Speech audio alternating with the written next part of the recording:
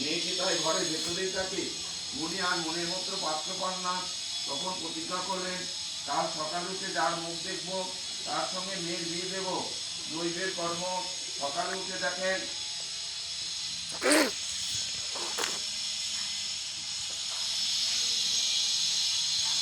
এক রাজপুত্র মনির কুটিরের দরজায় লোক লস্কর নিয়ে উপস্থিত। মনি বলেন, তুমি কে, এখানে কেন? রাজপুত্র বলেন, আমি রাজার ছেলে বিবাহ করতে এসেছিলাম। সন্ধ্যা থেকে সমস্ত রাত্রি ঝড় বৃষ্টি হওয়াতে আমি আপনার এই কুটিরটারে আশ্রয় নিয়েছি। মনি বললেন, তা ভালোই হয়েছে, আমার একটি মেয়ে আছে, সেটি তোমায় দান করব। এই বলে তিনি অশোকা এনে হাতটি ধরে রাজপুত্রের হাতে সঁপে দিলেন।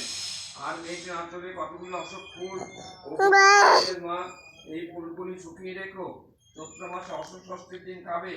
আর এই অশোক দানাগুলি দোহাতে ছড়াতে ছড়াতে যেও।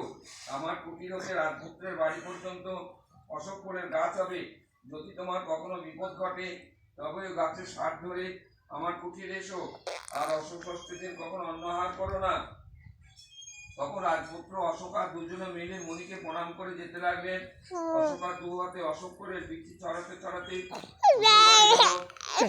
রাজা রানী আদর করে বউ বেটা ঘরে তুললেন। কিছুদিন পরে অশোকার একটি ছেলে হলো, ক্রমে ক্রমে সাতটি ছেলে ও একটি মেয়ে হলো। ছেলেদের বিয়ে থা হলো। তারপর শ্বশুর শাশুড়ি যথাসময়ে কাজে গেলেন।